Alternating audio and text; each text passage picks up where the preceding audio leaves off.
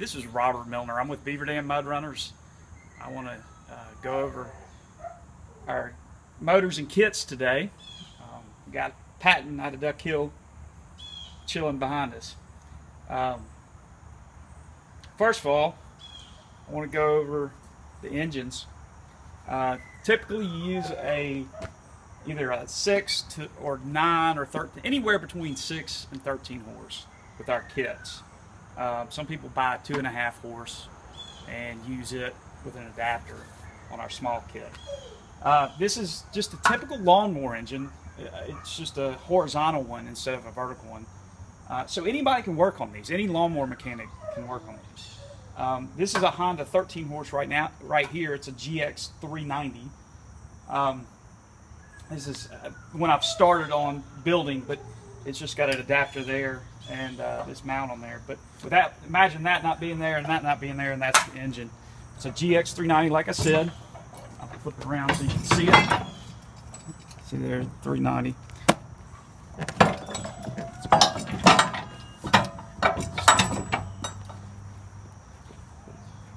So everything to the left of this engine right here comes in the kit, except for this prop guard. Everything on the wood comes in our kits. This is a 13 horse kit, or 8 to 13 horse. The 6.5 or 2.5 to 6.5 horse is just smaller, exact same thing, just smaller. This is the engine mount right here. As you can see how the engine mounts on there. In order to mount the engine, all you have to do is use these 4 bolts. Just undo these bolts and set the engine on, bolt it up, and you're ready to go. It's just 4 bolts there. This is the coupler right here. There, see it says COP. That's the manufacturer of these over in Thailand. And by the way, these Honda engines, most of them, or a lot of them, are made in Thailand also. But so you get the engine, you just throw it on this engine mount with the 4 bolts. Then you grab this engine or the adapter and put it on there. And notice these are splines right here. That's a very efficient way of transferring power to the shaft. The other side of the shaft has splines. I'll show it to you in a little bit. But anyhow, you just put this on there and you're good to go. Then you obviously fill this up with 2/3 of full of grease, and then slide up on there and put 4 bolts there. Then the next thing you do is get the handle ready. This is a bent handle that or angled handle, whatever you want to call it, that we use with our kits. You can get a straight handle too. Just let us know. Most people like to run these standing up so they can see where they're going and maneuver it easier. We've got a hole there for the throttle cable. I'll show you that. This is how it's supposed to look. This is a completed motor. This is actually a Honda GX 270, but this is what it looks like when you finish. We got the throttle there. I'll show you back over here. See that you bolt it into that threaded hole right there, and also hook up the throttle right there and run it down there. We also give you an eye bolt and a kill switch. People like to mount these in various places. Some people drill a hole right here and mount it. As you can see over here, that's what I did with mine. And if you want, just when you place an order with us, we'll drill a hole for you. It's no big deal. So this is the kill switch there. It's a Sea-Dog kill switch. It's high quality. I like it because it has a button you can press right there to kill the engine, or if you fall down or whatever, this will pull off and kill the engine.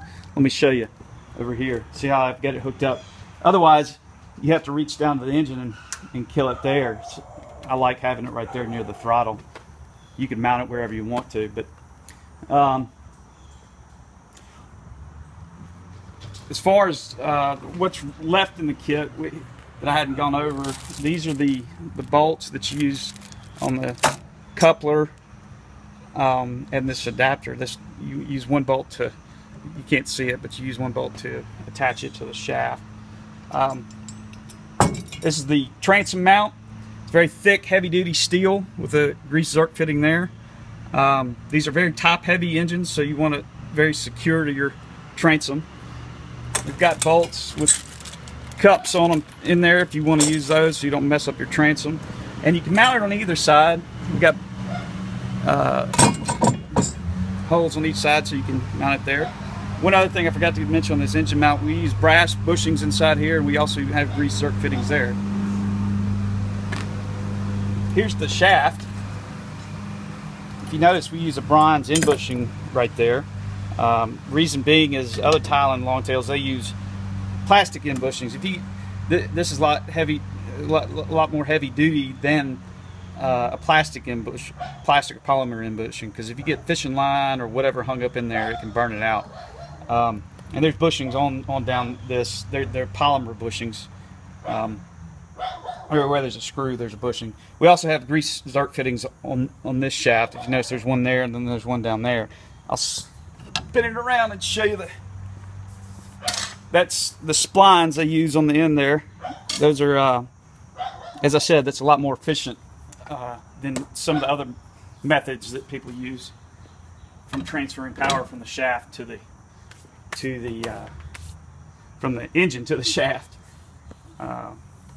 You don't want any play in it. So in this kit we also include 2 props. They're aluminum props. They are the weak point in this. It's kind of like a shear pin for the motor. That is the great thing about these things, in my opinion, because if you hit something, you just throw another prop on, and it doesn't bend your shaft. And because most long-tail mud motors, especially ones made in the United States, use stainless steel props. Actually, all of them do. The downside to a stainless steel prop is it's like a $200 prop, and when you hit something really hard, something has to give, and you don't want the shaft to bend, and you have the potential to bend your shaft when you're running that. If you break a prop, it's really easy to take it off. You just grab your crescent wrench that you take with you, put it on here, and just unscrew this. The prop mounts right here, and if it's kind of stuck on there, all you gotta do is bang it off. It's a broken prop. You don't care. You just throw a new one on. And the other great thing is those are only $10 to $20 a piece.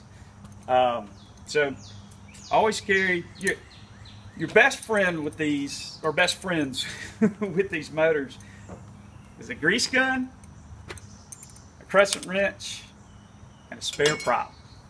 You always want to carry that with you. And you don't necessarily need to carry a grease gun with you unless you're going a real long way.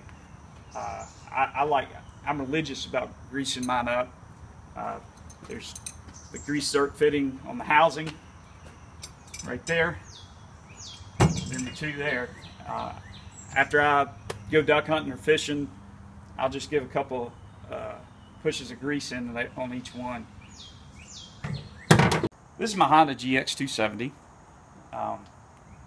This is a completed kit, and as you noticed, I mounted the kill switch right there with that eye bolt.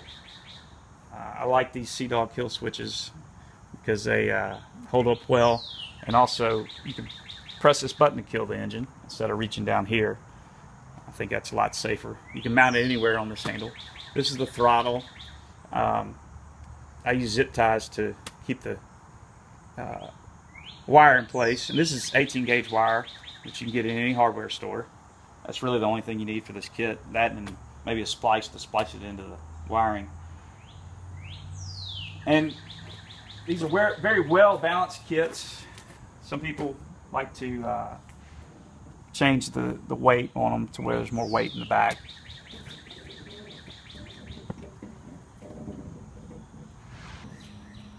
I want to mention this prop guard. You can put that on the end of the shaft. It just slides on there and you bolt it on there. Some people like to use those. One thing I'll say about these motors, the 9 to 13 horse, I very rarely break props on those. Reason being, it's a bigger, thicker prop. You use anywhere between an 8 and 9 inch with a 9 to 13 horse or 9 to 15 horse. I also have a 6.5 horse Honda GX200 that I use on my smaller boats, and I have found that I bust a lot more props on it. Reason being is it's a smaller, thinner prop. You use anywhere between a 6.25 to about a 7-inch prop with them. Ideally 6.5 inch.